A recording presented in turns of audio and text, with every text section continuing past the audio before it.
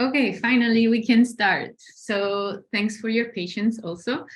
And I'm Dani, part of Biotonomy's team. I'm here with Moein, and also the rest of our team is joining this session, some of them. And we would like to welcome you to this session to know more about how to apply nature-based solutions to architecture and construction, and also to know more about our academy happening this July in Austria. So we're going to share the agenda of this session with you. We will kindly ask you if you can keep your microphones muted until the session of Q&A that is at the end. And you can still make questions on the chat room, and we will have two members of our team, Florencia and Miguel, that will be answering to your questions online. And if there's a question that needs to be answered by Moein, they will point it out at the end with the Q&A session. So maybe we can pass to the slide of agenda. Yeah.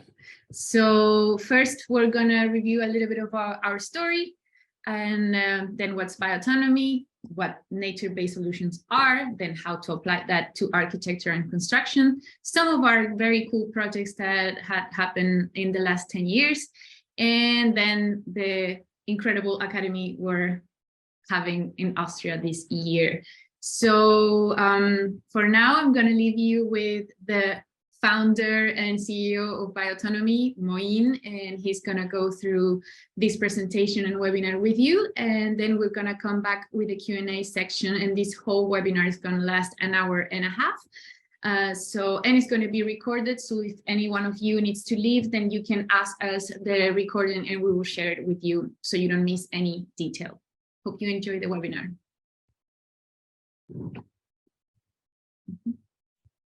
Okay, perfect. Thank you, Dani. Yeah, and sorry for the intro. We're just trying to figure out the technical part of it. But anyway, very happy that so many of you could join us today. Let me go back to here. Okay. I thought to start with giving you guys a background of myself and Biotonomy. I personally have a background in architectural and engineering. And when I finished my studies, I ended up working on the biggest construction project in the world right away. So I was thrown into the industry of conventional construction. And it didn't take me a long time to really realize the destructive direction that the industry is going towards. And this was in Middle East, in Dubai, and what I got faced with was the social aspect of the industry. I basically saw how workers were treated unfair, and I saw this big gap between the architects and the workers and the engineers, and I quickly realized that I didn't want to support any of that. I wanted to use my knowledge and my skills to help to develop something good for myself, but also for the planet. So I decided to quit my job because I also saw the environmental damage that was going on from these projects. So I decided to quit my job without really knowing what to do, but something just, I was just in a transition in my life where I just didn't want to participate in that. So I quit my job and I started basically following what was inspiring for me. And I grew up in Sweden, but my background, my parents are from Middle East. So I grew up with a lot of a lot of stories about ancient civilizations in Middle East, and I had a very big passion for ancient architecture as how I was growing up. So I decided to follow my passion. So I started studying ancient architecture, and I was surprised by the discoveries that I was making, and I just couldn't understand why no one was talking about the solutions that the ancient people use. And I became completely obsessed about it. So I basically decided that I wanted to focus on that. I wanted to learn about these solutions and innovate with them. So basically, I started to travel around the world, joining people who were already changing the direction of architecture and construction. And in my journey, I came across Earthship Biotecture, which is one of the few organizations in this world that is focusing on developing autonomous buildings. And so I joined them, and I actually did the academy there. I started off as a student, and very quickly I got hired on the international team, and then basically started to traveling around the world with amazing people, doing projects all around the world, doing academies, and basically just building autonomous buildings that were empowering people. Really, we were bringing utilities, we were bringing water to places where there was no water. And we were bringing comforts to people who didn't have any comfort. So I completely realized that this is, this is great, but this needs to be scaled up. So I basically started Biotonomy after working a couple of years with Earthship. In parallel, I was developing Biotonomy. I was also working with Earthship Biotecture, which I still do, and also a big part of our crew who's here today also do. And basically, today, Biotonomy is positioned in 3 parts of the world. We're based in Malaga, Spain, which is our headquarters. And we were born out of Sweden, because I grew up in Sweden. And we recently also opened an office in San Juan, Puerto Rico, where Rafi is managing the projects over there. By the way, I'm going to introduce everyone to our team and our crew. Sorry, I'm omitting people as I'm speaking with all of you. Basically, the 3 pillars of Biotonomy is built upon combining ancient technology and wisdom with modern technology, inspired by the intelligence of the natural world. This is basically our recipe of innovation. Our vision is to create a systematic transformation in the development industry. Basically, we believe that with nature-based solutions, we can help to transform the industry to a more regenerative industry, one that is not only developed, one that is not only human-centric, let's put it that way, but actually allows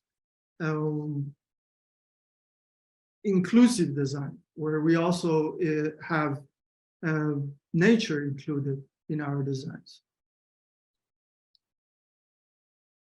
The services that we offer is architecture. So we develop architecture designs with nature-based solution. And we also construct all the projects that we design. This comes from my personal passion of construction, but also because there's really no conventional developers that are capable of developing these kind of buildings, because they're pretty new. And then a fundamental part of our company, our organization is education. Education is kind of the main driving motor in this.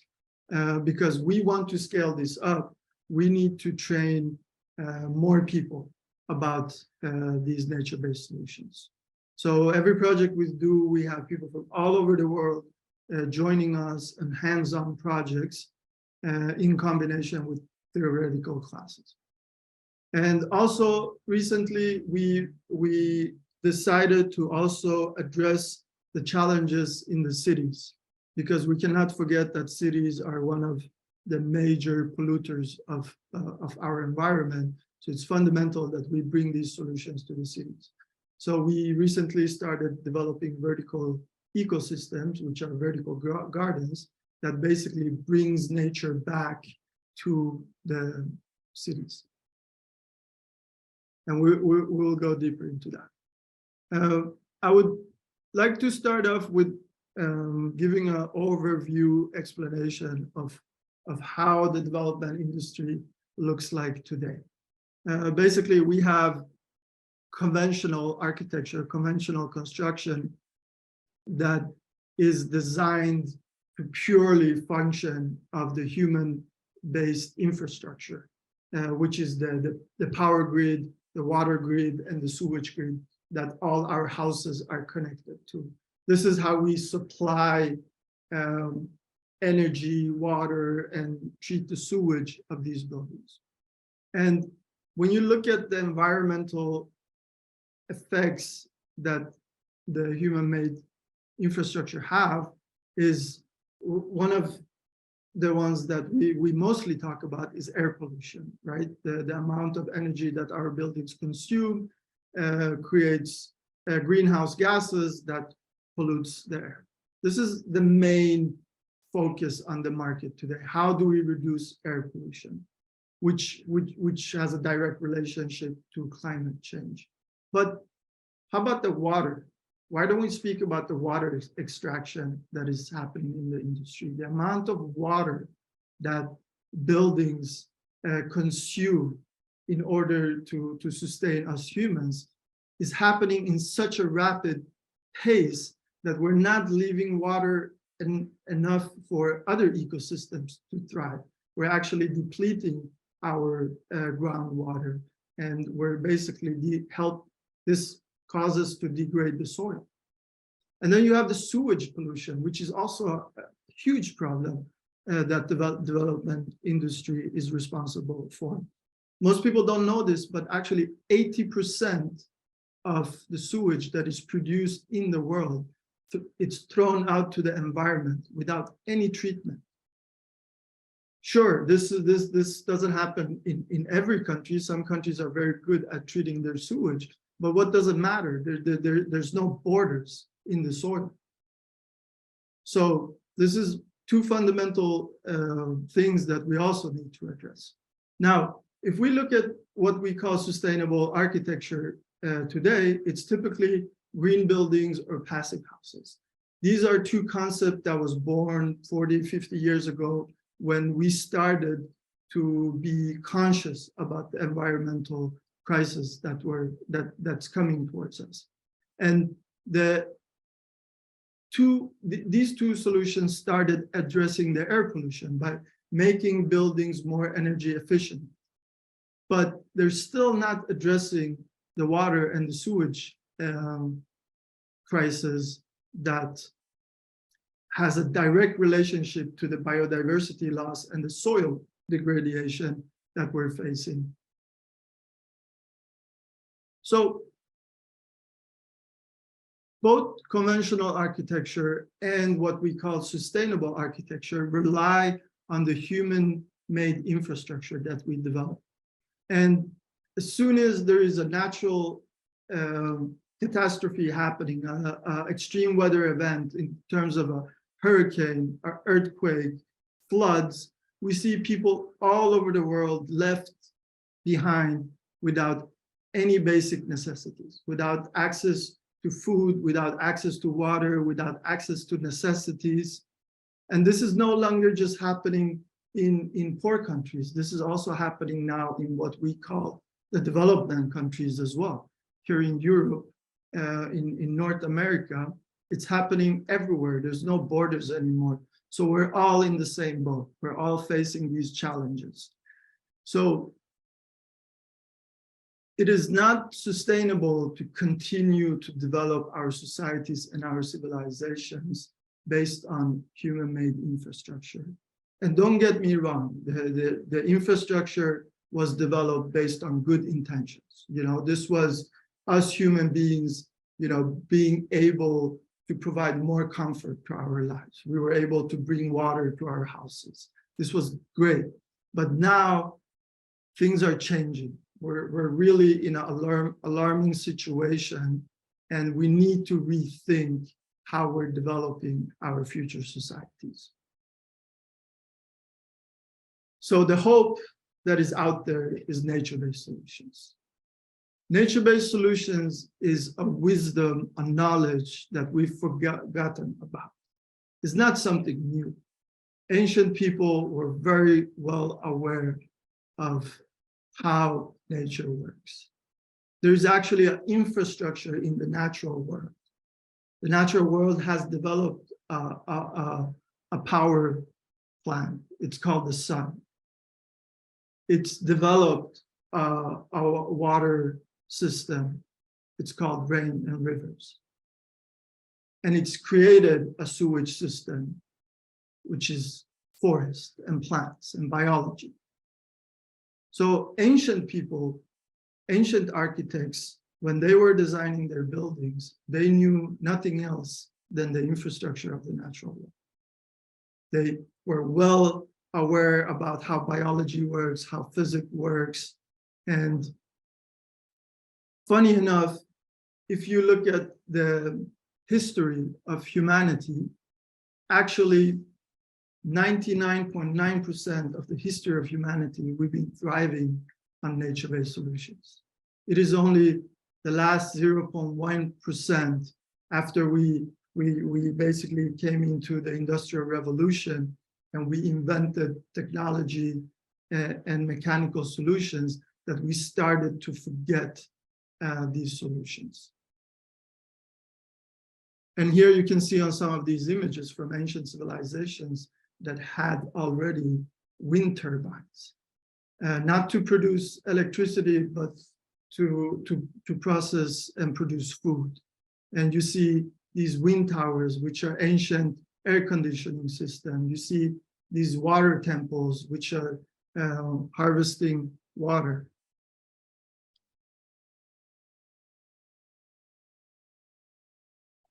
Recently, we were honored to be selected as the ambassador for the world's largest nature-based solutions enterprise platform.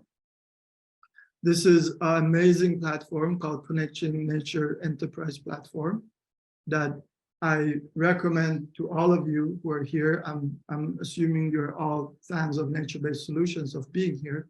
Please register here. This is a platform that has really helped us to amplify our voices and to get our solutions out there. They're supporting a lot of enterprises out there that is pushing for this transformation to happen. And thank you, everyone from the platform, for supporting this webinar and inviting a lot of people. We really appreciate that.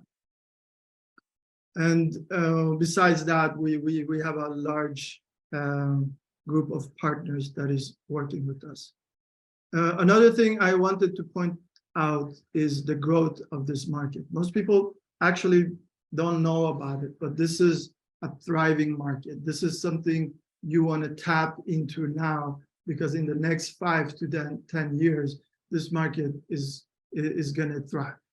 And this is report that was released by the UN State of Finance for Nature report about the importance of increasing investment in the market. So they're estimating that this market needs to increase with $50 billion annually in order for us humans to achieve the global sustainable targets that we've put.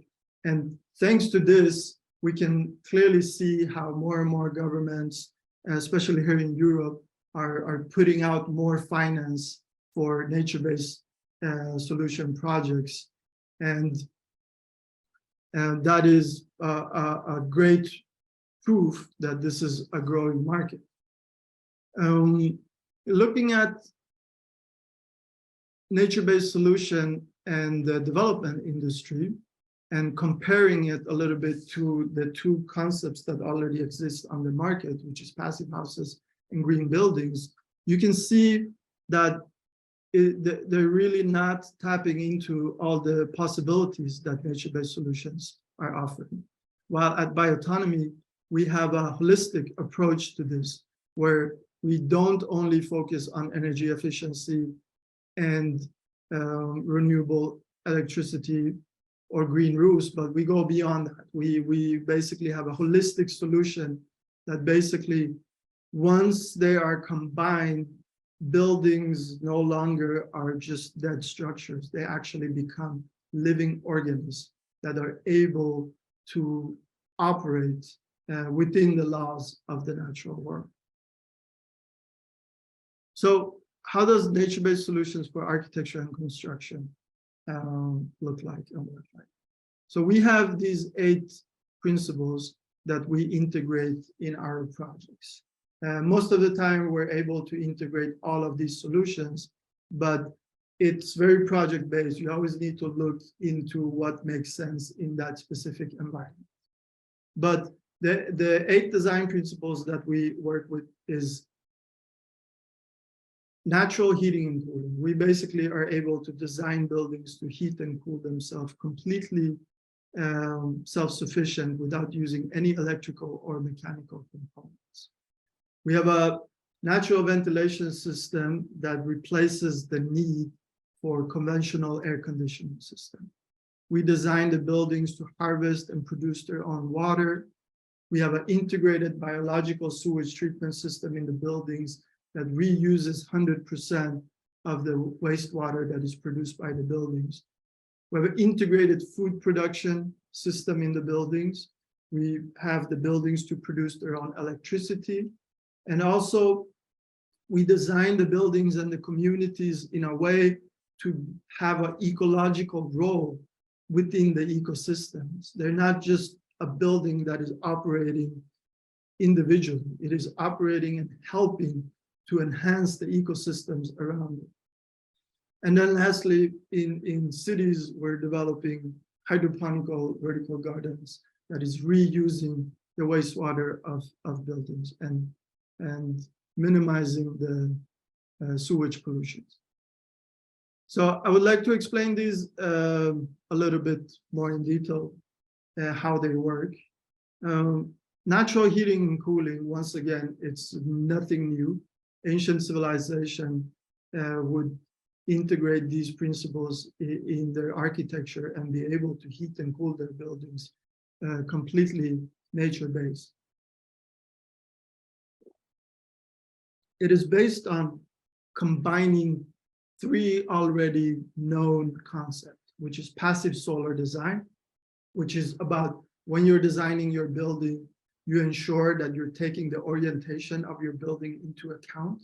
If you're in a cold climate, you want to face the sun because the sun is the power plant of the natural world. So you want to enhance that. You want to maximize your solar gain. Then that doesn't last forever because the sun goes down and there's seasons where the sun is very low.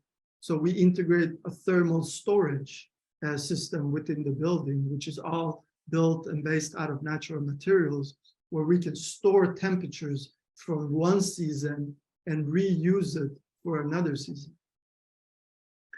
And then we have microclimates or buffered zones that we integrate into the buildings. So today's conventional buildings are just built as one envelope. And what happens is that they have a lot of heat loss. They lose a lot of heat because they have a direct contact with the outside world. What we do in our buildings is that we create a buffered zone, which also is called a microclimate, in between the living area and the outside climate. So for the heat to be able to escape from the building, it needs to travel through another environment. This naturally slows down the heat loss. So you're naturally reducing your heat loss. So once you combine these three concepts together and adapt them to the ecosystem that the building is going to be placed on, you can achieve a building that can completely heat and cool itself naturally without using any electrical or mechanical components. And one important thing about that in terms of health aspect is that you know, we humans, we live today kind of, we've made our environments to become like clinical environments, you know, in most European countries, at least. You walk into the building, no matter what's happening outside, it's always the same temperature. And you kind of lose the touch with the natural cycles of the natural world. While when you live in a house like this, you have a certain fluctuation between a few degrees. And you kind of understand the seasons of the natural world, and you're more tapped into it, and you're not exposed to AC systems and heating systems that radiate electromagnetic pollution, which also affects our energy systems. So when you live in a building that is able to heat and cool itself naturally, actually you're naturally more balanced in your system. Then we have a natural ventilation system, which is inspired by ancient technologies. I came across ancient civilization in ancient Persia that still exists today, that has developed in the middle of the desert, have developed a cooling system where a whole city was built based on. And the way it works is that they built these wind towers higher up in the air because they understood that the higher you go, the cooler is the breeze. So they catch this cool breeze and then they would channel it underground air channels. And, you know, if you go a couple of meters or feet down the ground, you will naturally hit cool temperatures because the sun is not able to penetrate all the way down. So when the air is channeled under the ground, it gets cooled down naturally. So we have mimicked this solution and we've integrated into our buildings. So the way it works in our buildings is that you have these cooling tubes in the back of your building, like you can see in the image below in the center. When you open these cooling tubes, cool breeze come into your building. And in the front of your building, you have these ventilation boxes on the roof that you can see on these images here, where when you open the cooling tube and you open the ventilation boxes in the roof, what happens is that you create a natural convection system. So you don't need to use fans or any mechanical solutions to force the air to move. You're using the laws of nature of convection to make the air movement happen. And that's what all of this is about. This is all about using the laws of nature to absorb energy, to store energy, to distribute energy, to move air. See, today we're doing all of those things with mechanical solutions, which is, there's nothing wrong with it. It's just that it consumes energy. It consumes fossil fuel that pollutes our environment. If we learn, if architects and engineers and designers understands the principles of nature, they can develop buildings that can heat and cool themselves just by using physics and biology. Water. Water is becoming a huge challenge in the world. A lot of places are facing water scarcity, especially here where we are in Spain, in Malaga. It's becoming a big problem. And we humans, we rely on long distance. Water has to come from thousands of kilometers away to our houses. And once again, if there's any disruption happening in the grid, in the infrastructure, then we're all left in our buildings without water. So what we do is that we design the buildings, the roof of the water, and the landscape of the water to harvest water when it rains, but also when it snows. We have a melting system integrated into the roof that melts snow in winter seasons, and we harvest that water. And once again, this is completely inspired by ancient civilizations. And then this water goes into an underground tank where the water is stored, and then you have a filtration system in your building, like you can see in this image, very basic and simple, that filters your water all the way to clean, drinkable water. So you never have to buy water, ever. You can produce your own water. And actually, if you test the quality of this water, it's actually way better than what the grid can provide you, because the water coming from the grid is traveling through very old plumbing systems that are rusting and breaking down. And it is going through a lot of bends and curves. By the time it reaches your house, the structure of the water is completely damaged. It doesn't look like the snowflake structure that water naturally has. And if you want to be able to drink healthy water, you need to drink water that has the structure of the natural world. And that is the structure of the snowflake that we know. And there's a lot of research on this. You can all look it up yourself. So you can see on these diagrams as well that it can look differently. The roof can be arched, it can be an A-framed roof, whatever design you like, you can still integrate water harvesting into your building. Sewage, like mentioned before, huge problem in this world, something we don't talk about. But at the same time, a big resource, a huge resource that we can reuse, and we can grow food out of it, and we can help to restore ecosystem. But what do? We pile it up in a pool, and then we use chemicals to try to treat it. And most of it doesn't get treated anyway, so it's just thrown out and pollutes the environment. But if you look at the natural world has a very basic and simple system for filtering and treating water.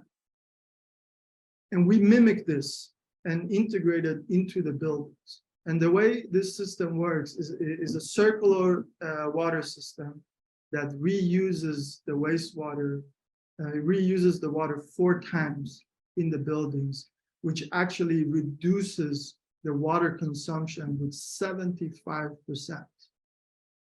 This is also something the natural world does. The natural world reuses water. We humans, we've just created a system where we just consume it and throw it, consume it and throw it. Now, the way it works is that when you go to take a shower or when you go to wash your hands in your home, this water, this sanitation water, also known as gray water, it's redirected naturally to an integrated greenhouse zone. It doesn't have to be inside the building. It can also be outside. But most of the time, we have it integrated in the building. This system, which is called botanical planters, is a system that is built out of 3 layers of natural materials. First of all, it's contained, so it doesn't allow any of this sewage to leach out to the environment. We have in the bottom a layer of gravel and big rocks that allows the water to flow. Then we have a layer of sand in between that. And in the top, we have a layer of topsoil. We plant plants strategically that we know thrive on this kind of water. And here we grow food, fruits and vegetables, basically, to provide the people living in the house. Then, after this water has irrigated your greenhouse, it is captured and reused again for a 3rd time to flush your toilet with. Now, this is something that most people are also not aware of this, but in most countries in the developing world, toilets are flushed with fresh, clean, drinkable water. And at the same time, on the other side of the world, you have people and children dying for lack of drinkable water. So this is a big contrast. This is really something we need. This mindset needs to be completely changed. There's no need to flush the toilet with clean, drinkable water. So we flush it with already used water, water that you already had a shower in the morning. We filter it from color and smell, so when you flush it, it looks like fresh water. This black water goes down into an underground septic tank where the solid is transformed into liquid through a natural process. Then we recapture this liquid and we use it for a fourth time to restore ecosystems. This concept, these solutions have been developed in deserts where nothing grows around the buildings. And you come back a couple of years after and you see a whole thriving ecosystems around the building. The plants come to alive, they attract butterflies and birds and bees and whatnot, and suddenly this building has created an ecosystem. And that is what the future of development needs to do. Not only to build comfortable shelters for human beings, but also help to nurture and restore ecosystems.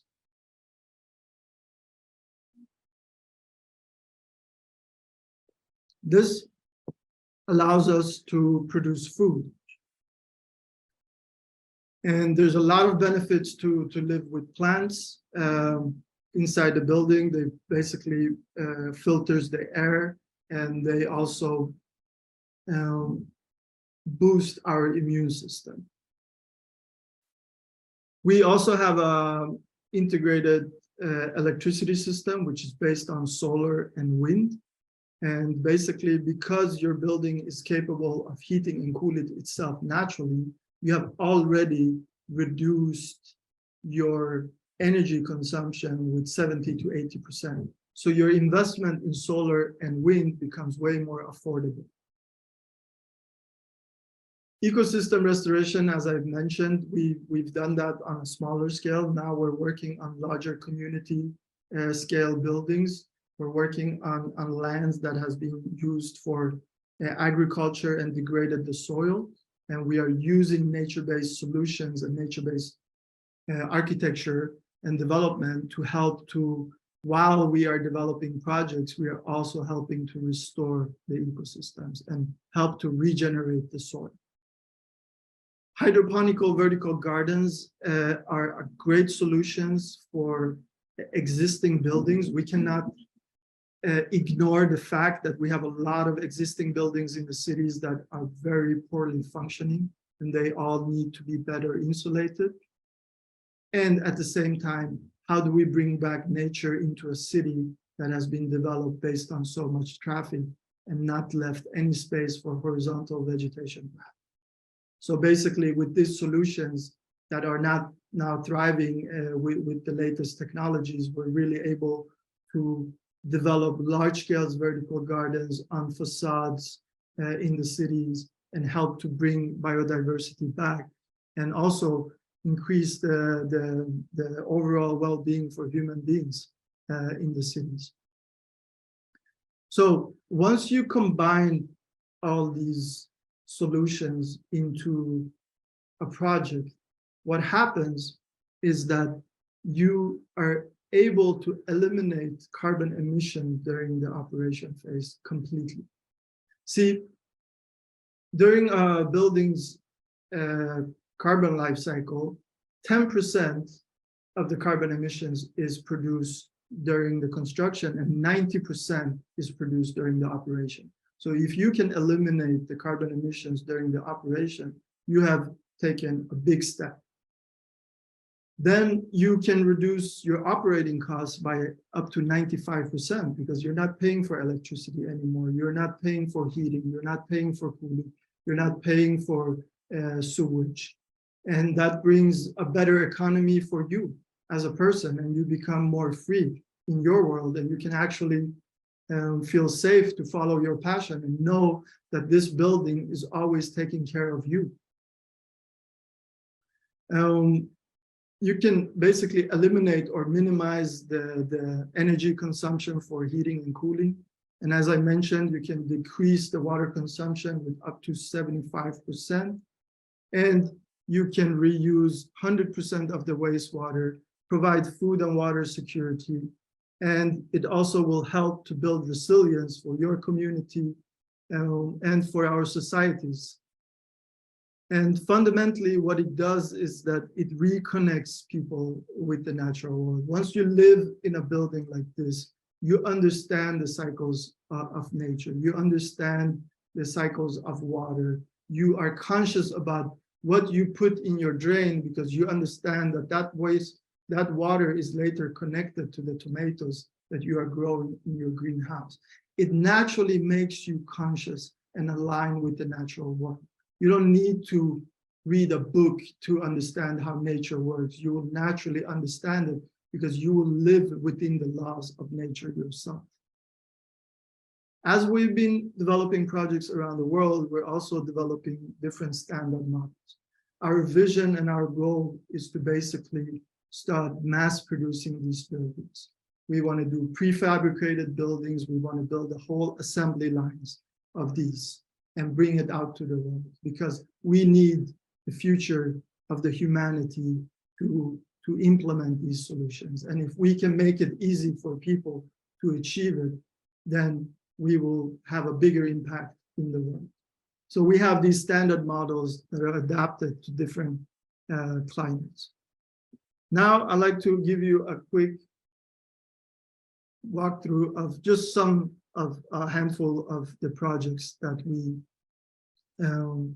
have done around the world and are working on at the moment.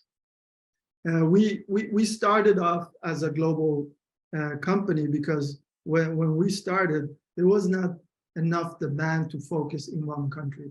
So we were forced out on the international market. So we've been basically traveling all over the world and developing these autonomous buildings, both for private clients, but also doing public buildings.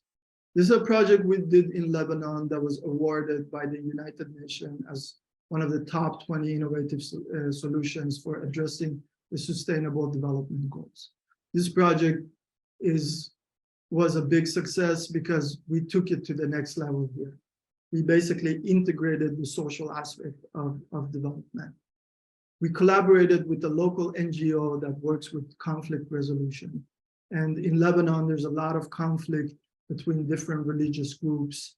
And what we did together with this local NGO, we developed a project where we brought in students from different religious groups, and we put them on this one project to work together. In the beginning, the first month, it was very challenging for us because the conflicts was a lot. People literally were trying to kill each other on the construction site. But slowly, as this peace building program was developing and as the building was going up and the people understood what they're actually building, that they're being empowered, that they're learning how to sustain themselves on this planet without having to rely on the grid, then slowly people started to understand how equal they are, how their basic needs are all the same. And already in the second month, everyone became like a big group of family. So we learned the power of unity, of how these construction projects are not only an environmental project or economical project, but also have a big potential for doing social projects. This is a project in Iceland that we been working on the design. This is just to show you how we work, everywhere we go, we study the ancient architecture before we design anything. Why? Because as I mentioned before, ancient people understood their climates. So when you study ancient architecture, you will make some discoveries that you cannot see with your eyes. And when you implement these design principles into the solution, you will ensure that your building is working and it's aligned within the ecosystem that it needs to operate in. We did a project in Japan, which was an academy project that I did together with many other of our crew, which is on this call. This is a Earthship Academy program where we had students from all over the world joining us. And this building is earthquake proof. Basically, Japan has a lot of earthquakes. And because we integrate the buildings into the landscape, these buildings are not separated. They basically, if the landscape moves, they move as well. So it's also structurally way more resilient compared to conventional buildings. We're working on a master plan design in the Netherlands, where we're creating a community scale building where all the buildings are not only individually designed to harvest their own water and produce their own electricity, but they're also designed to, as a community, to work together. So all the water systems for all the individual buildings are connected, and it's connected to the landscape, and the landscape is harvesting water. Every building, every inch, every square meter, every square centimeter of the roof is helping to harvest water in this project. We developed another social project together with Earthship Biotexture in Haiti, where very challenging place to do a construction project because it's very difficult to find construction materials. But one thing they have a lot of is garbage and waste. So we basically developed this project, which is still under construction, where we basically had students together with our crew and local people going out to the beaches and collecting garbage. And we basically built the whole building out of recycled materials. And basically it is just proving the importance of using what you have available, but also of reusing and closing the loop of recycling.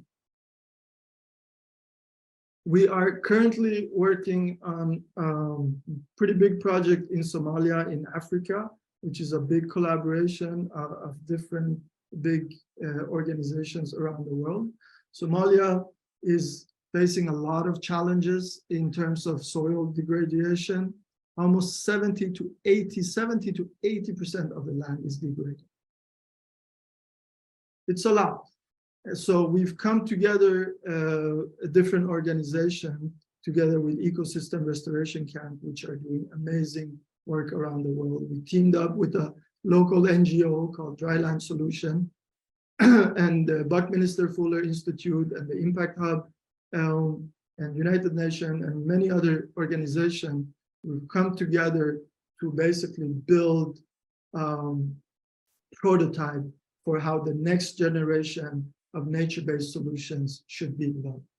This project will be funded through the European Union and some other organizations, and it is based on, it is inspired by the structure of a DNA, which is pretty much the building block of life. So this is not just a development project, this is a restoration project. This project, it will start with water. It will start by collecting water, and then once the water is there, we can start using that water to restore ecosystem. And as we're restoring ecosystems, human beings will start inhabit these buildings. And as human beings inhabit these buildings, they will produce waste, which is a resource that we will also reuse to restore ecosystem. And then this DNA will just keep growing and growing. And as it is growing, it is making the land breathe and bringing nature back and reconnecting people to nature. We developed a project that was funded by the European Union in Spain, in Malaga, where we are based. It's a hydroponical vertical garden system on the facade of a hotel that is reusing the wastewater.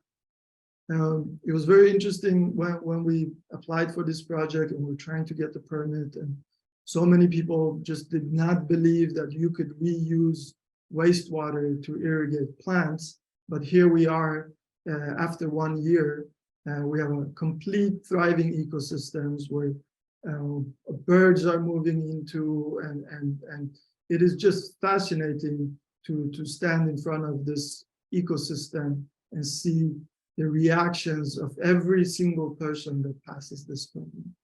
We were honored to win the first prize of the Best Social Innovation Project in Malaga 2022. We were honored to receive our prize from the mayor of the Malaga, who's really pushing for transforming the city into a sustainable city. That project has led us to collaborate with the city now to renature a whole urban neighborhood in Malaga, the same neighborhood where we started developing the ecosystem. Basically now the city and all the neighbors are convinced and they understand the power of nature-based solutions integrated into the neighborhood. So we're working on not only building vertical gardens, but we're integrating large-scale botanical planters where we're harvesting the rainwater from the roofs. We're reusing the water for the vertical gardens, and many more features. Basically, just we're working in every aspect to bring nature back to cities with nature-based solutions. At the same time, we are working on developing educational centers. We call them Biotonomy campuses around the world. We have some very interesting collaborations for this. Basically, our vision is to create a transformation in the industry, and to do that, we need to get more people on board. We need to train more people. You know, many times people ask us, you know, why are you not taking any patent on these solutions? Why are you teaching people how to do this? I mean, it's the only way to scale this up. It's the only way to make a big impact. There's so much work that needs to be done. So basically, these educational centers will help to accelerate the uptake and the implementations of nature-based solutions. And they're not only focusing on nature-based solutions for architectural construction, but in every kind of industry that you can imagine, there is implementation for nature-based solutions.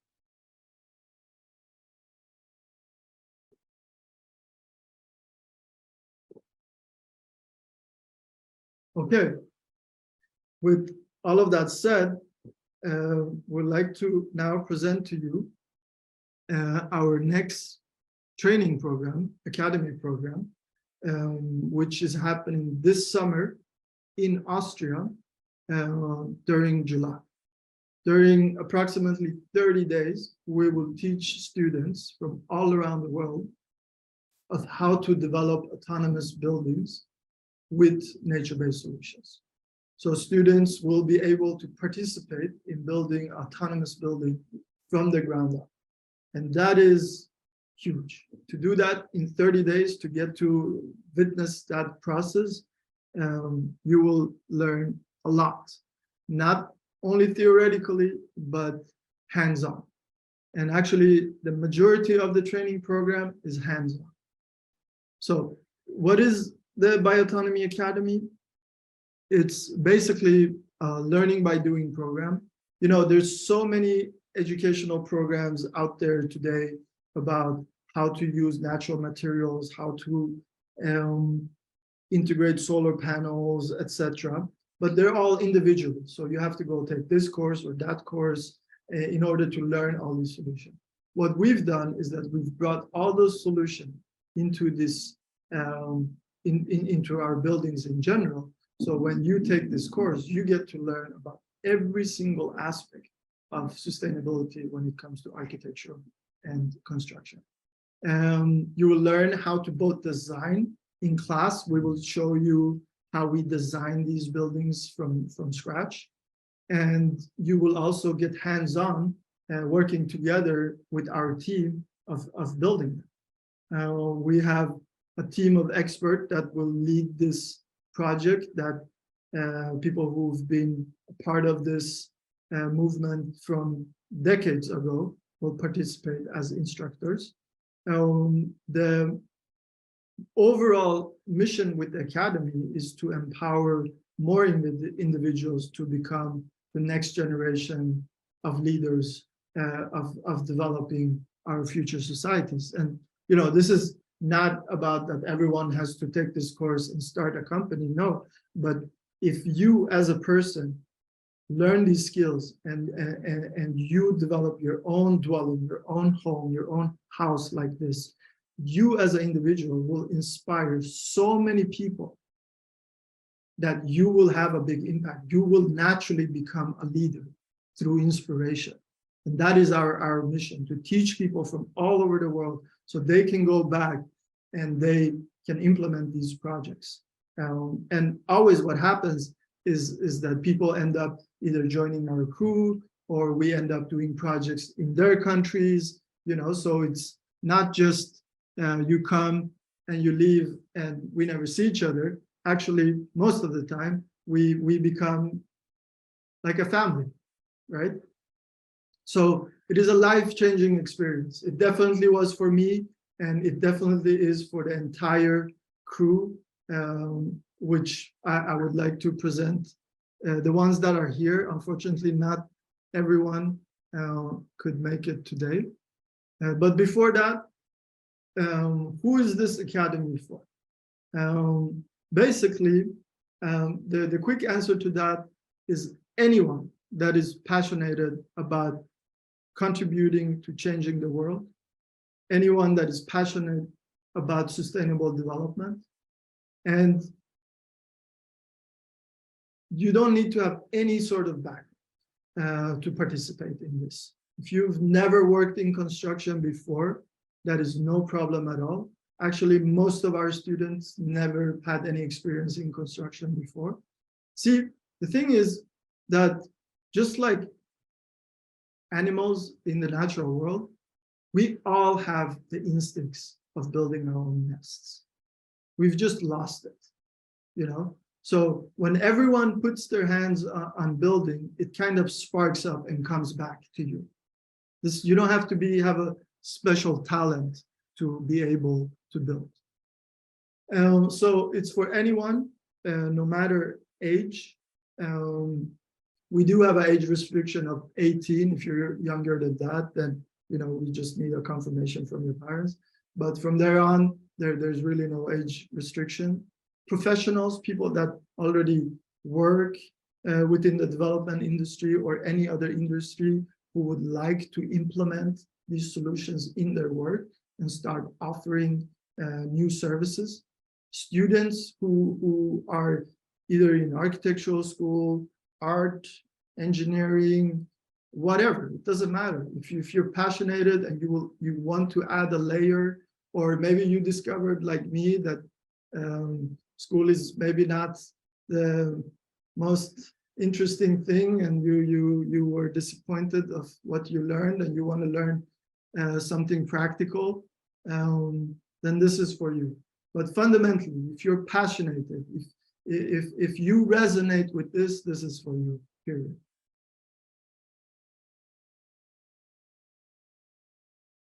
Okay, the project in Austria is basically an intensive 4-week program. It's intensive because we'll be working 5 to 6 days a week. The crew is working 6 days a week. The students have the option to join Saturdays if they want. We're basically building an educational center for permaculture and nature-based solutions. So it's a great opportunity if you're also passionate about permaculture. We're building the building on a permaculture farm. So you will also see and learn how the design principles of permaculture works together with autonomous buildings. The building is going up from the ground up. So basically you'll see it from zero to the structures and the systems being up. We have builders, engineers, and architects leading this building. And you will basically learn practical solutions that has been taught to people for over the past decades. And thousands of people have taken these solutions and went back and built their own autonomous homes for themselves. And basically, this specific building is designed to heat and cool itself naturally. It is designed with a water production system. It has a solar power system, a biological wastewater system, a food production system, an integrated greenhouse, and there's also the permacultures around it. And we will build this building out of natural and recycled materials in combination with conventional materials. Basically, whatever we can get hands on locally. This design itself is specifically inspired by an Earthsheet global model. We've just adapted some of the design principles to local Austrian and European conditions. So here is some of the crew. We have some more that are pending, but there will be more people. We have starting off with Simon. Simon, are you here? Can we see you?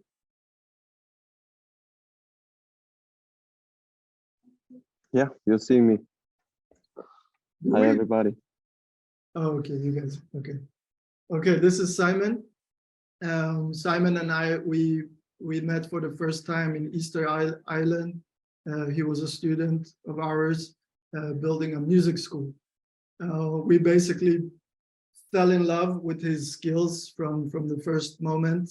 This guy basically understands everything from plumbing to structure to electricity. And we basically had a big challenge on site that he solved for us. And ever since then, we've been working together. It's been, I don't know how many years now, 8 to 10 years, something like that. And he is based here in Malaga. And yeah, he's basically head of construction on the Biotonomy projects. Thank you, Simon. Thank you. Then we have Dani, who's sitting next to me. You want to do the hair? Hello again. Not too far. And show yourself.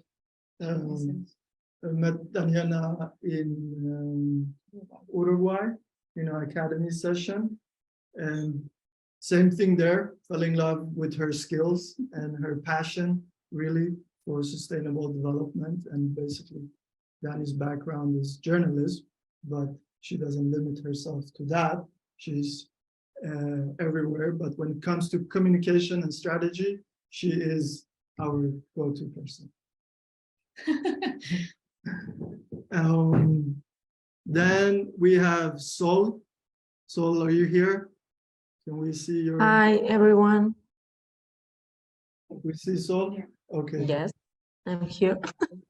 I met Sol 3 years ago when I came to Malaga with the vision of establishing the headquarters here in Spain. And pretty much she basically opened up my horizon of understanding the power of integrating culture, social aspects into our projects. And I've been working with Sol ever since this to basically get more of the social aspect and help more companies to implement nature-based solutions, not only for the environmental and economical aspect, but also for taking a social responsibility. So she is our queen when it comes to social and cultural projects. Thank you, Sol. Rafi, can we see your beautiful face from Puerto Rico? I'm here. Much love, guys. How's everyone? Great.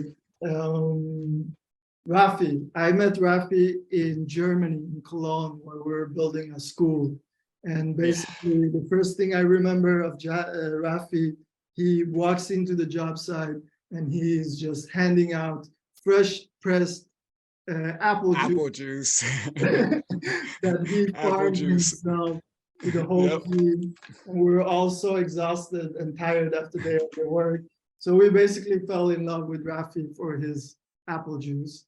And little did we know that he's extremely skilled in so many things.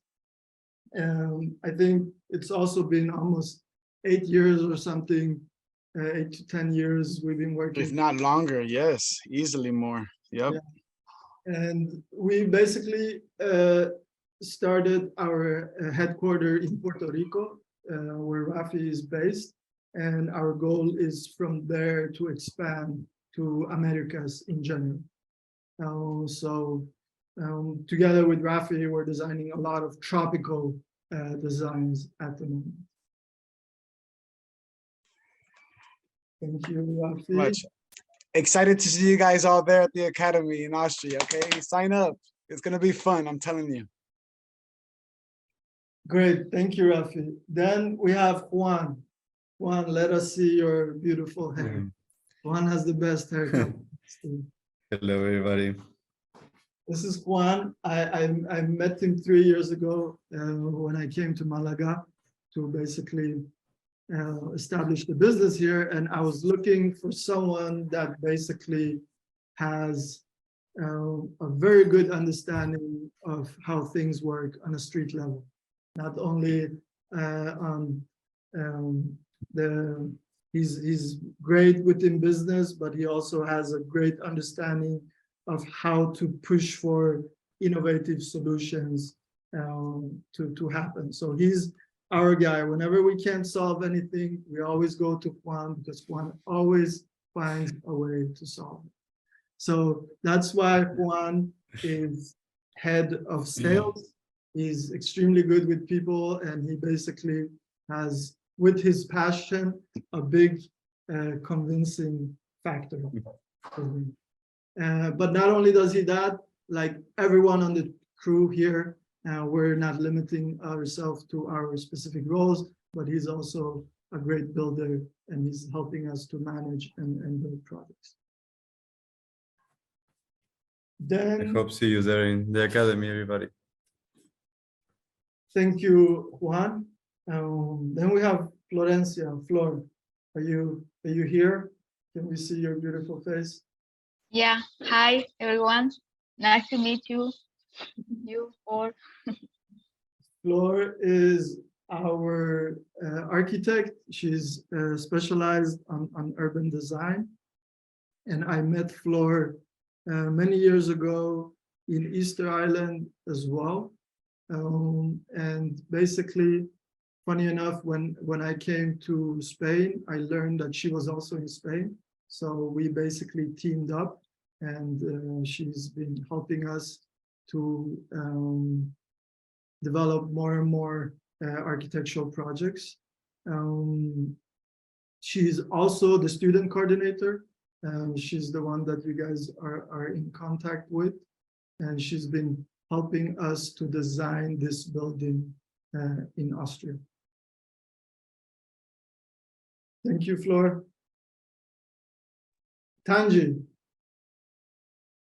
You're Marlem. Where are you? How you doing? Tanji, you're in Hi, the- everyone. Amazing. Nice to see you, Tanji. I haven't seen Tanji for a while.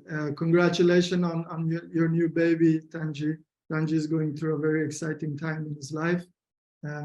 Recently became a father. Tanji, basically, we also met in a project where he was doing his academy. And we basically started working together nonstop after that. He's extremely humble and has a very good understanding of people in general. speaks a lot of different languages. Tanji. Some of them. Tanji helped us to build the project in Lebanon, which was extremely challenging, but very interesting project. And he will be with us in Austria amongst everyone else here. Some of the people you will work with more on site, while some will be more on the administration part of the project. And yeah, Stanji, I'm looking forward to see you soon, my friend. Me too, man. Me too, everybody. And in reality, actually has a whole face, not a half a face. He does have a whole face. Yeah, I'm an old man, but I have some young parts, you know. Don't And worry. his partner is also an ex-student from the academy, Laelia, which is also a great builder and constructor. So Exactly. it's all connected. Yeah. Once again, we end up becoming family. Okay, moving forward to Spider. Spider, are you here? Yeah, I'm here. I'm sorry, I'm still laughing at Tanguy trying to put his face in the screen. Okay, Spider, I think we're all jealous of your name. You always have the best name out of everyone. But same thing there. We met Spider in Argentina, building a school, autonomous school. And yeah, same thing there. Fell in love with her skills right away, the passion. And basically, Spider is based in UK.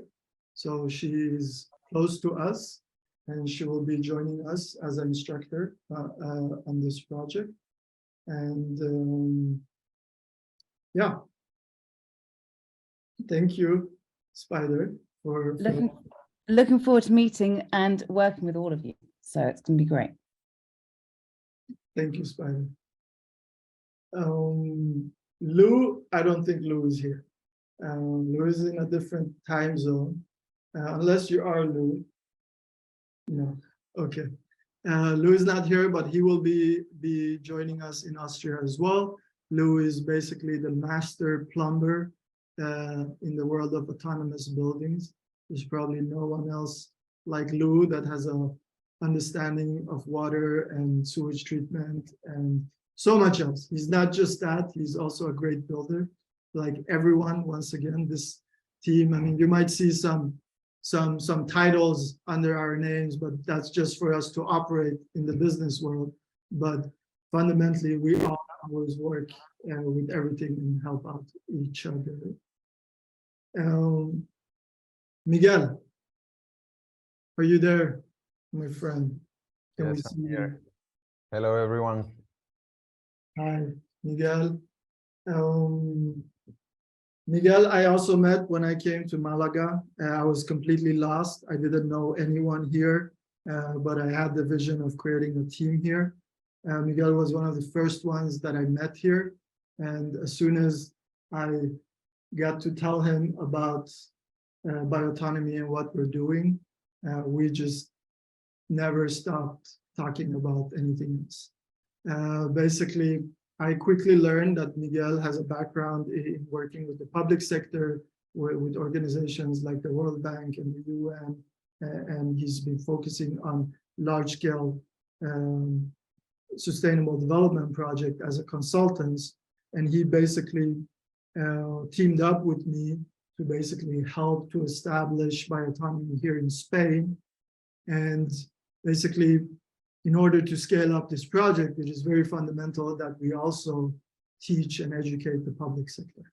So, you know, we understand they're very slow, but we cannot ignore the fact that they have a lot of decisions in this world. So it's fundamental that we have a good relationship with them and that we also help them. You know, it's important that we don't just wait for governments to do something, you know, because they don't know. They're just so so overwhelmed with their own problems. So we really believe in inspiring them and showing them. So Miguel is basically our doorway to the public sector.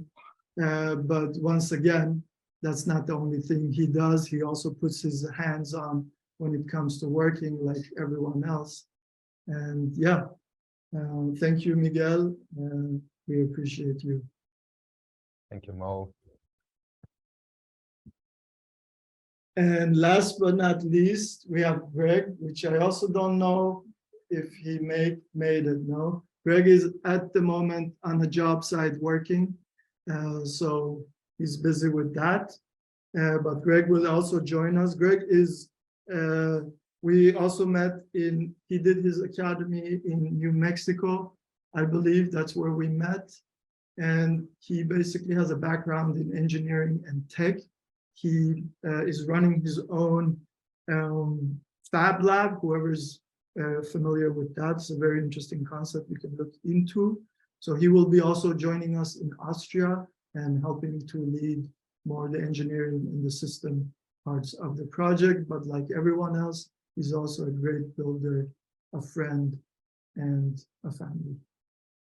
Then there's some other team members that will also join us. We just are still trying to confirm the timing and their schedules.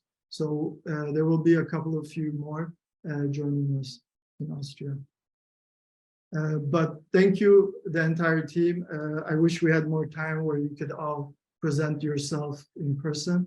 But when you come to the academy, you will basically meet all of these people, fantastic people that are extremely inspiring people with such a diverse background and so much passion. I mean, all of these people, I really bow down to all of you, how much effort and energy you've put into helping to make this concept happen, to bringing it to the point where it is. So yeah, you'll be surprised when you meet them in person. Okay, just last slide, just showing you the place. Basically, we're gonna do this project on a beautiful place in Austria, in south of Austria, very close to the Italian border. The landscape is just like a fairy tale. I've been there in person, and there's basically this amazing couple. Alma, are you here? Yeah, she's here. Alma, Alma. can we also see you? And can you? Yeah, here we are. This is Alma. Alma, maybe you can quick, instead of me explaining, can you quick explain what you guys are doing in the fantastic project? What we guys are doing, come here, guy. Oh, you have hands there as well? Right, I have him here. Oh, yes. So we are here in Austria, and we are completely and totally and absolutely excited and looking forward to see you all here and present in July, and before that, some of you. And yeah, what can I say? We are absolutely overwhelmed. Yeah, exactly. Thank you. You basically, you transformed an abandoned farm into a permaculture farm, right? Yes, it was an abandoned farm. It only had some cows in the summertime on the side, which were compacting the soil. And when we took over, we started to work with permaculture principles, to bring in infrastructure, to bring in water management. And now it's quite a thriving site, and we do grow their hemp on site and some other things. We are not too much into the growing part because the main aim is to have a permaculture side. We actually call it permaculture labor. It's like a hub. It's like a co-working space for permaculturists. So we do have several permaculturist interested people doing their stuff on site. Like, for example, the group who does the hemp. There's another woman who does bees, but we will probably not have bees on site when we have all the people, because we don't want to run into any issues with allergics and stuff like that. And yeah, so it's like a co-working space, like a hub, like an incubator for people interested in permaculture. And building there an earthship is part of permaculture, because the earthship does implement all the techniques, all the measurements we do have in permaculture for sustainable building. And yeah, it perfectly fits in, and it's the first in Austria, which is also a great deal for us and whole Austria. Yeah. What else can I say? And I think you mentioned that you guys been dreaming about doing this for almost 10 years or something, no? Yeah, well, Heinz and me, we have been discussing about Earthship longer than that, like 10, 12 years. And Heinz was immediately flashed by the idea. And he said, yeah, he wants to build, one day he wants to build an Earthship. And I was like, yeah, okay, let's see. Let's see. Didn't believe me. I didn't believe him. And yeah, we really thank you. You know, it's really thanks to people like you who take the initiative to make these things happen. You know, a lot of people still, they just go with what's safe and comfortable and keep doing it the old way just because it's safe. You know, but it is people like you who have such a fundamental part of this movement of taking the action and actually taking that risk of doing something new, even though it's not really new. It's been, you know, done for such a long time. But if you compare it to conventional architecture, it is classified as new, but it comes with challenges, and getting the building permission, it's its own challenge and all of that. But thank you. I really want to thank both of you for making this happen and allowing this opportunity for all of us to come together. And I cannot express the excitement that we have within the crew and the students. And yeah, we're really looking forward to be there soon. When we heard all you speaking and all your explanations before here, we were very excited and very happy to be part of this idea, bringing this idea to life. Yeah. So, and we are a small part of also in our possibility, and we are really happy to be to have this possibility to be a part of this thing. Yeah. Thank you very much. Thank you, Hans. And they're doing great work right now because they have an existing old building that is falling apart. So they're right now in the process of taking the building down and preparing for the site. And they've done a lot of amazing achievements so far. So perhaps this is the moment, sorry, Moein, please.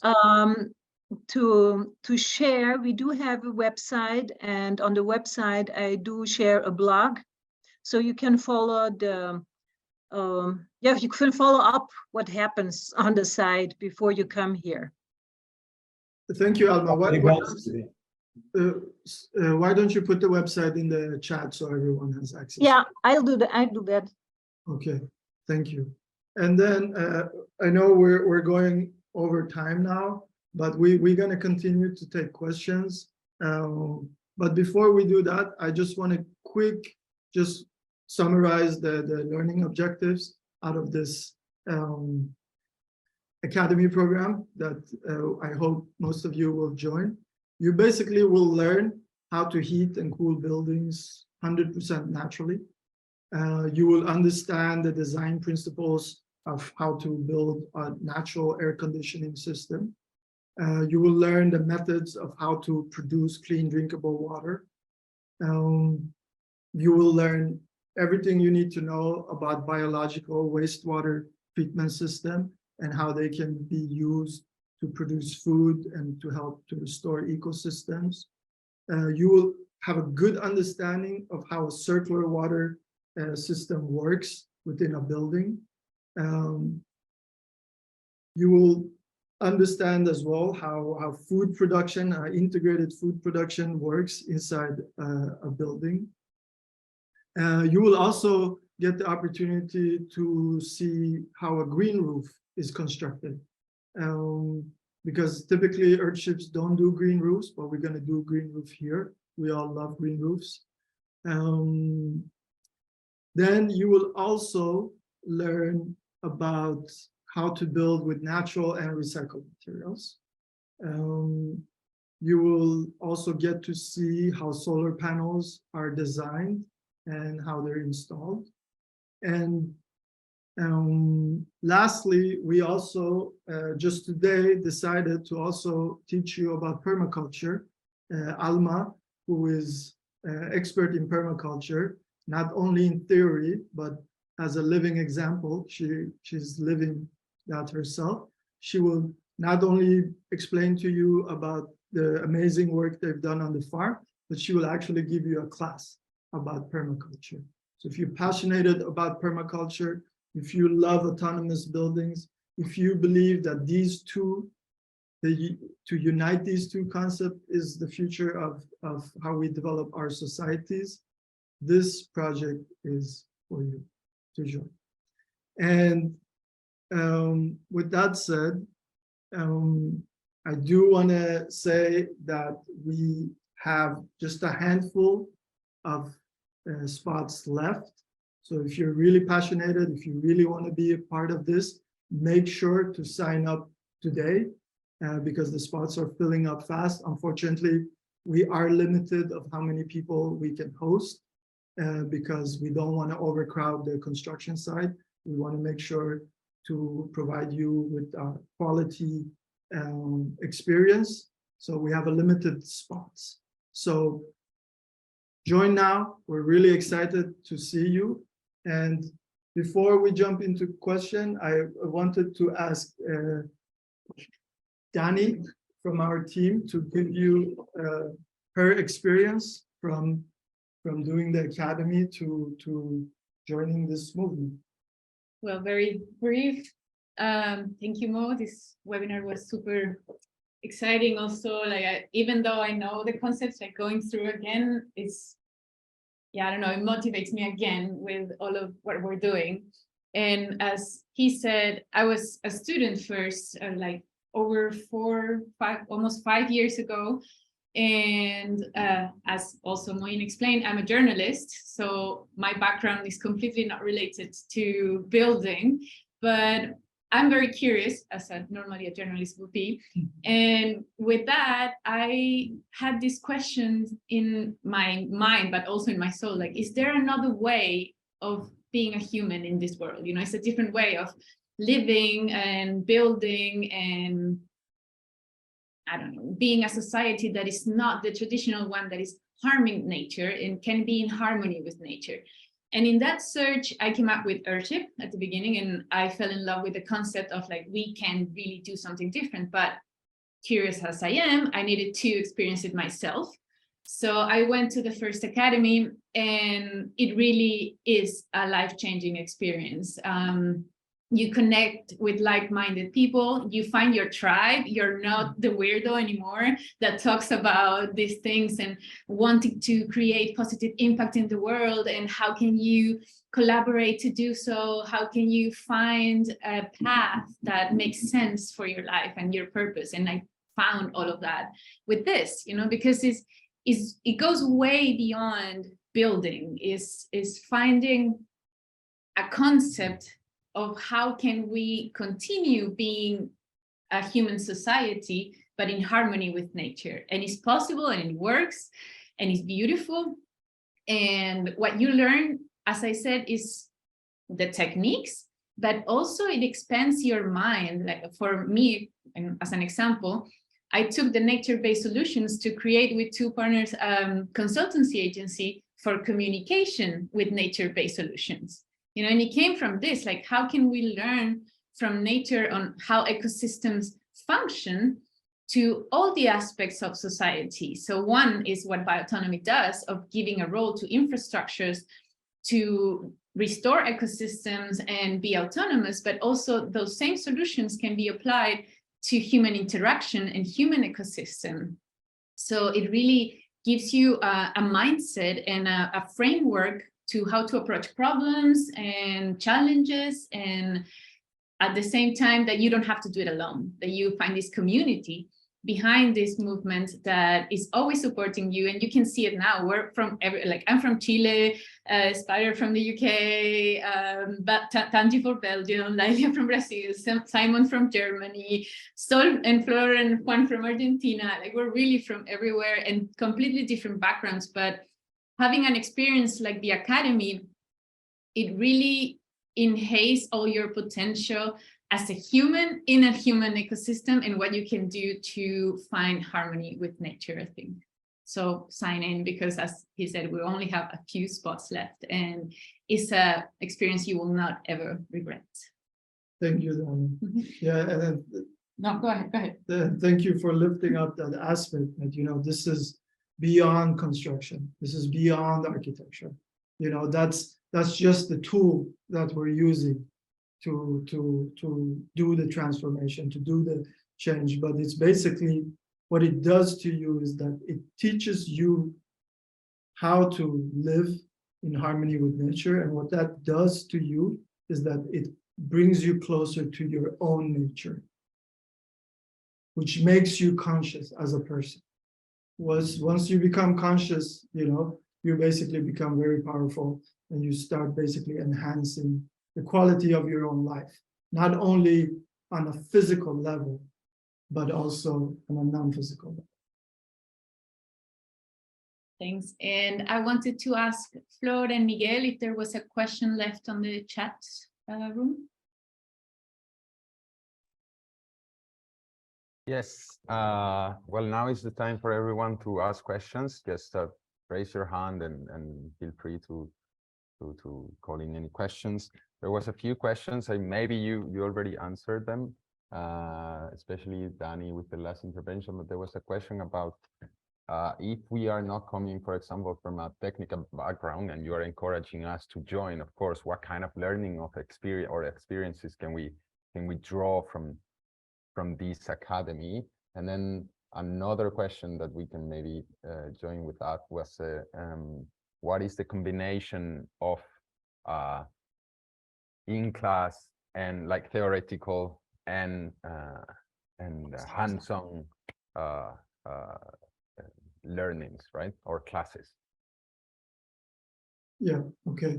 Do you want to do the first one? Yeah, as I said, like, I think you can really, I mean, if you already have some background in construction, architecture, design, then this is gonna take you to the next level and how to integrate to your profession. And if you come from a completely different background like me, journalism or whatever, then it can open your mind not only to new knowledge, to your own skills. You will discover things about yourself that you didn't think you were able to do, and then either continue this path. Like for me, it took me to now be part of Biotonomy, which is insane. Like I never even dreamed of this evolution.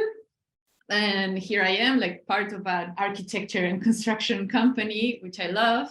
But as I said, it doesn't matter. It depends only on your motivation and how much you want to put in and how dedicated you are. Like for me, I stayed from Monday to Saturday, sometimes even Sundays, when it was raining, and I didn't care because I wanted to take everything from that experience. So it really, I think it comes from your motivation and how involved you want to be and how much you can take from that, but it doesn't depend on your background.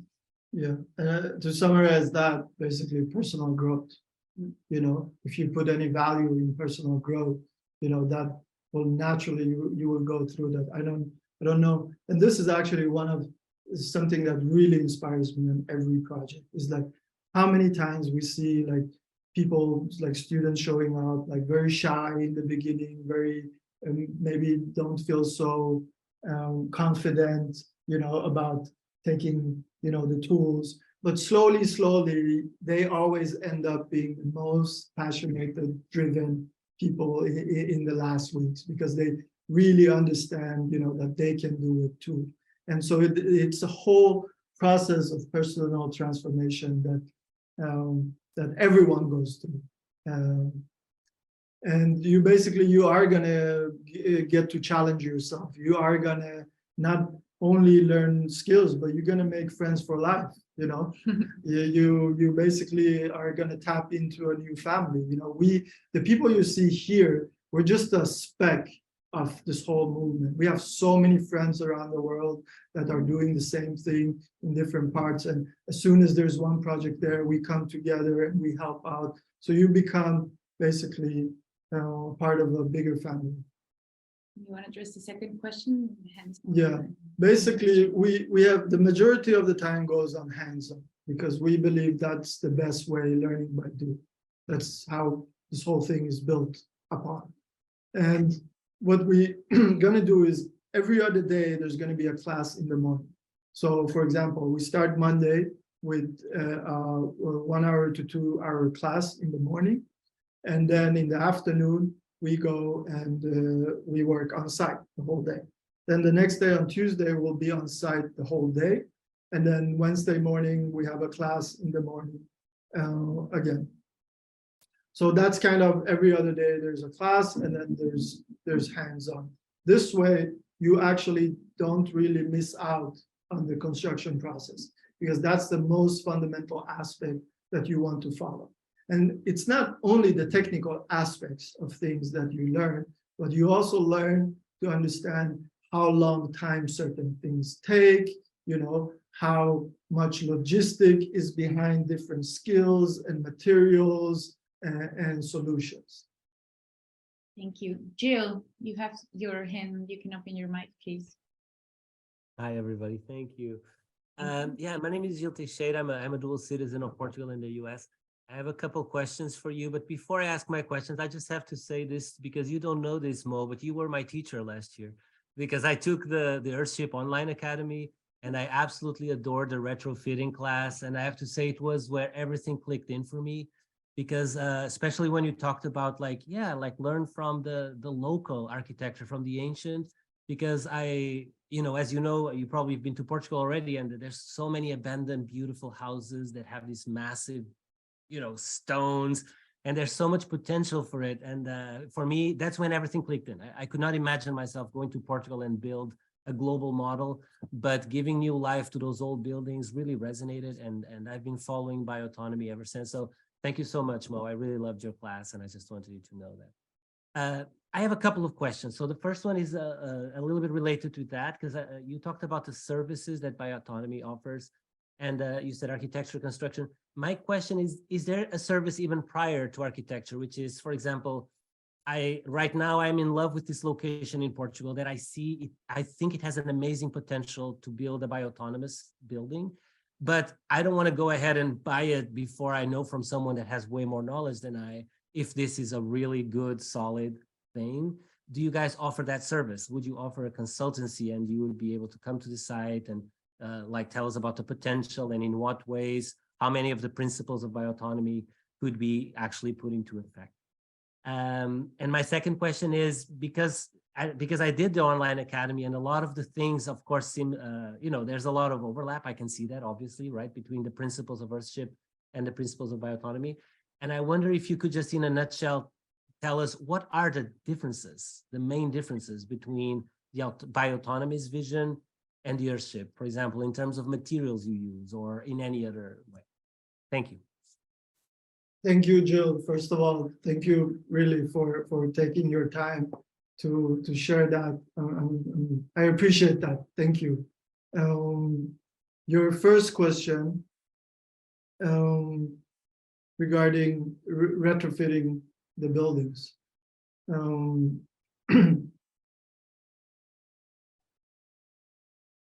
We did a project in Portugal, actually, where we retrofitted a stone ruin, 100-year-old stone ruin. It was the first time we did it in I can't remember the name where it was, but it ended up really good. It ended up, we were shocked ourselves, the potential of how it performed, because typically it takes 1 to 2 years for the temperature to reach a stable point in these buildings, because the mass needs to charge over 2 summers. But because this building was 100-year-old, it just was charged like that. But to address your question, yes, absolutely. We help out always everyone who's looking for land, pre-design or pre-architecture, because that is a fundamental decision. See, the thing is that this is also something to have in mind for us as humanity, is that if we want to build a building that operates within the ecosystem and nature, that decision of where we place it is fundamental. You can save so much time and money and make your building operate even better if you use the right location. I give you some examples. For example, in Lebanon, we had the choice of 3 different lands. The way we chose the land was that we excavated a little bit on each land, and we saw which one has more rocks. And we chose the one that had more rocks because we decided we're going to build with rocks. It's a local material, with stone.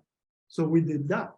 So we basically built the building, I don't know, more than, I think, 70% with the stone that was excavated from the land itself. That's one aspect of it. Another aspect is, for example, because you need to integrate these buildings into the hill and the landscape, does the land have access to earth and soil? That also creates a lot of benefit in terms of time and money. If not, if you're building on a rocky soil, well, then you might have to bring in soil, which adds extra cost to your building. How is the water flow on that land? Is it all concentrated on the point where you're trying to build your building? So why build your building there and have to deal with drainage and all of that? Why not build it where the water is not flowing naturally, for example? Or maybe why not build there and capture the water, right? So there's all these aspects. And your second question? Can I add Yes, something please. to that? Just to answer also to the same question about the service of bioautonomy, yes, there is a special service that is a feasibility study, which contains all the things that Moein was explaining. So every project that we do starts with that. Like, we cannot develop any project without knowing where are we building, what are the conditions, and not only natural conditions, also regulations and costs and like what the vision of it. So it has different steps to actually come to building a structure, So, but there is the service of consultancy for a feasibility study for it. And then you have all of these, okay, you have this structure, it has these conditions, this direction, this sun path, so then you can establish what are the best solutions that it can apply to that with nature-based solutions or construction or retrofitting, etc. So maybe it should be pointed out as one of the service itself, but it's just that for us, every project that we do has that step. I hope that also helps.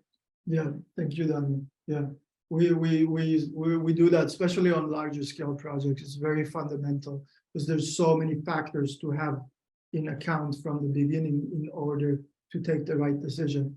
And just to point out one thing there, what we also use that process for is to kind of educate our clients of why they need to take certain decisions. So when we're already in the design phase, it becomes more clear and obvious for them.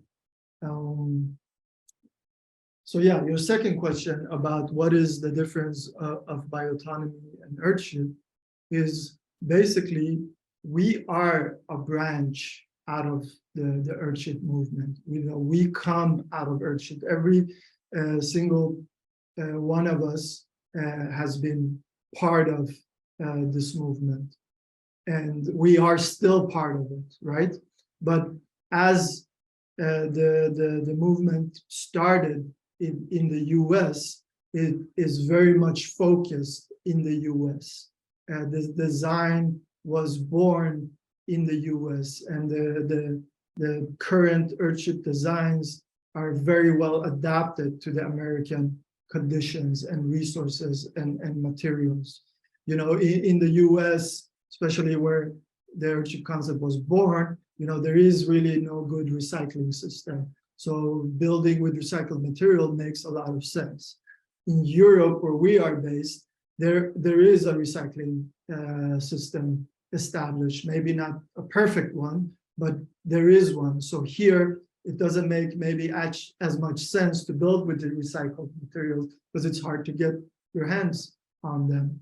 So basically, as I was working with EarthShip, I was getting so much requests from students that could you build an EarthShip like this? Could you build it with this material? Could it look like that? Could it? And I started to see there's this huge demand and need for people to take this concept but adapt it to their local climates and condition. So that's kind of how I started to continue building on the concept of biotonomy, is that we're not restricted to a certain material to develop it. We use what's locally available and we adapt the buildings. And this comes once again back to my passion of ancient architecture. We also integrate ancient architecture into it to make it more unique. And some people really do like the fact of having a unique customized building. But I need to point out that it is thanks to EarthShip that biotonomy exists. It is thanks to all the failure and all the success that EarthShip went through that allowed us to be here today. We're thriving on all of that. And EarthShip Biotecture has educated so many people around the world with the goal for companies and groups like Biotonomy to come out and help to grow this concept. And we're basically just helping to push that to the next level and bring it to the cities and scaling it up. That is, I think, one fundamental difference from EarthShip and Biotonomy, is that we're very focused on scaling this and bringing this into the mainstream. Great. And Flor, Jill, you wanted to say something? Sorry. Well, just thank you. So Thank you. Great questions. Flor, is there another question, or Miguel? Yes. Well, thank you, Jill, and please feel free to contact us on any kind of through any kind of way, or just drop your email and we will get back to you about this possibility. Exciting.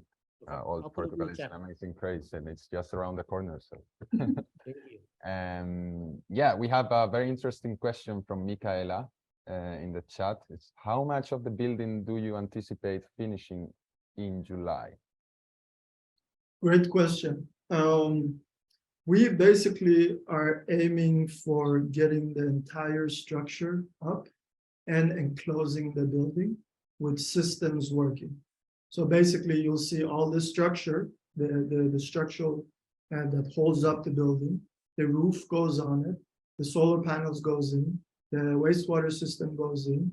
The heating and cooling system goes in, and you get to experience it firsthand yourself. So all the solutions that we've mentioned in the learning objective, you will get to see them being constructed and experience them firsthand. Now, how do we achieve that in 4 weeks? That sounds crazy, almost too good to be true.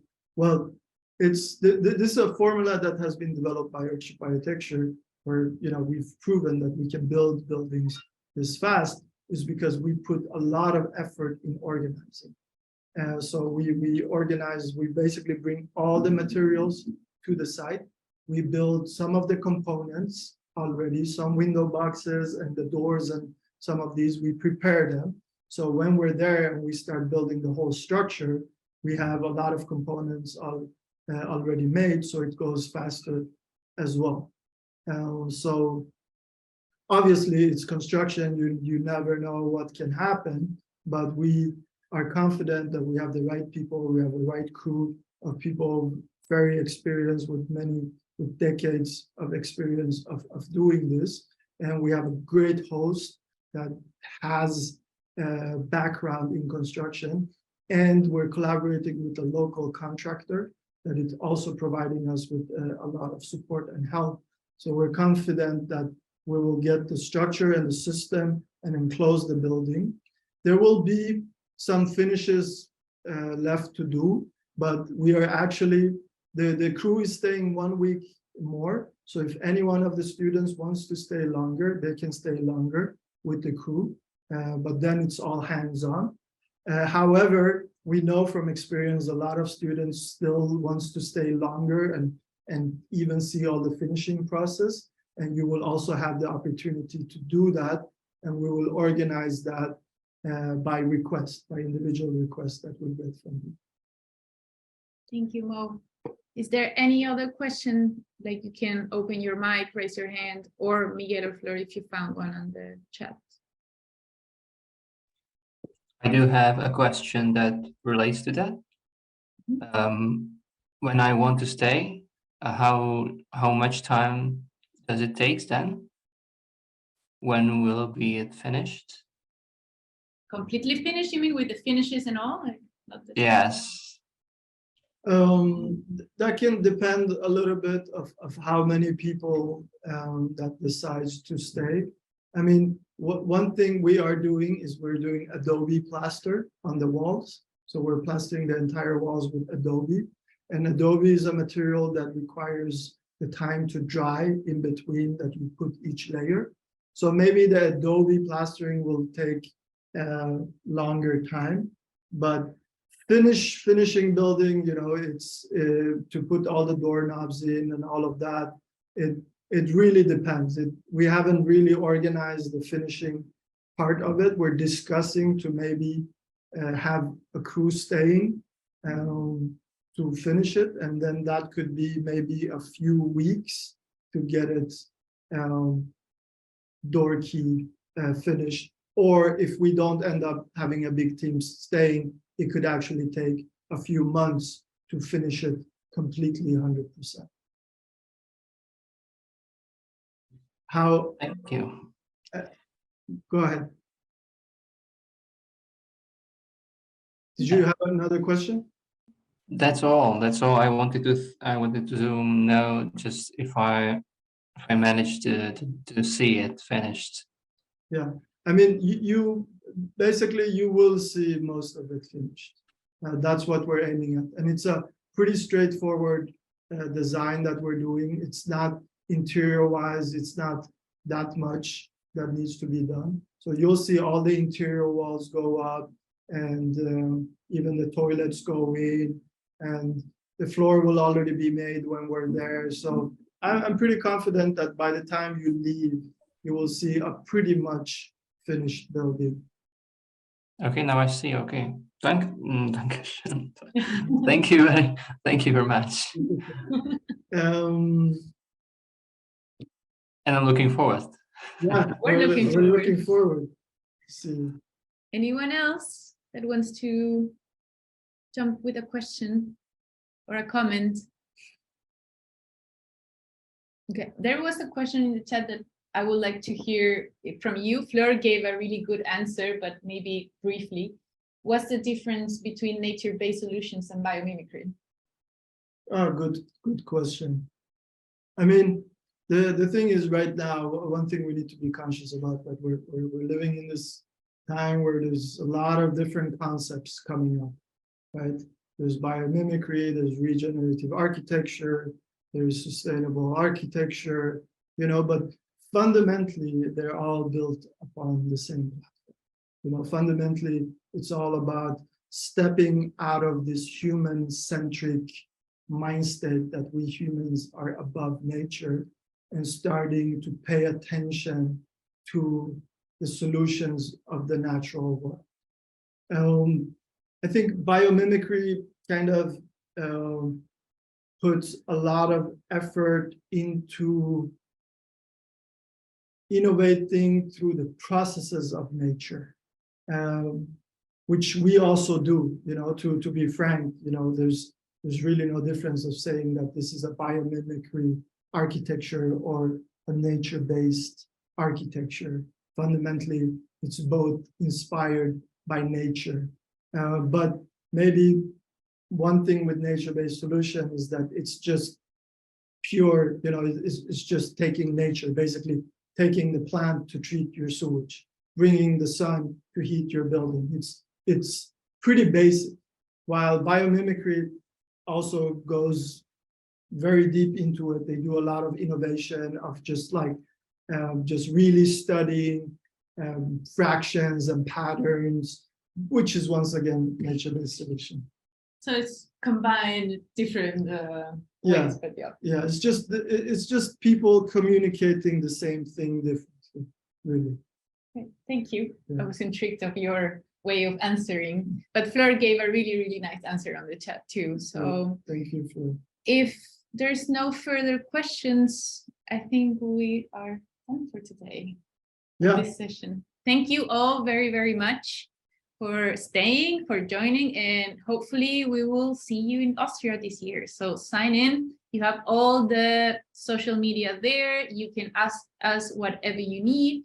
And we also shared our LinkedIn profiles and our social networks on the chat, but feel free to contact us whenever you want and ask all the questions you have. Thank you, Moein, also for an amazing webinar in class. Thank you, Dani.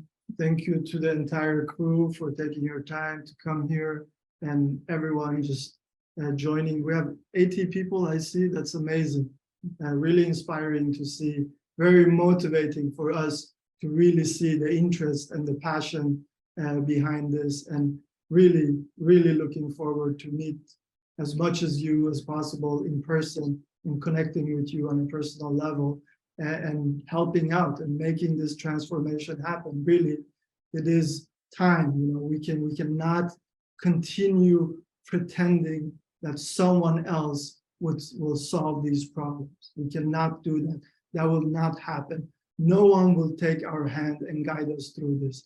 This is us. This is us humans that needs to act. We need to stop fearing failure. We need to start taking risk, and we need to basically push our boundaries and become more conscious and build a more resilient and healthy life, not only for ourselves, but for our future children and grandchildren and everything. So let's really be aware that we have all been part of the problem. We have all contributed somehow to this crisis that we are facing today. You know, the way we live, the way we wear our clothes, the way we eat, we have contributed to this. So therefore, it is all our responsibilities to be part of the solution.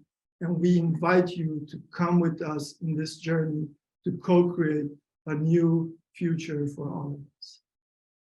Thank you, everyone. Thank you. See you in Austria. Thank you so much. Thank you. Come on, everybody. Let's do it. Thank you all.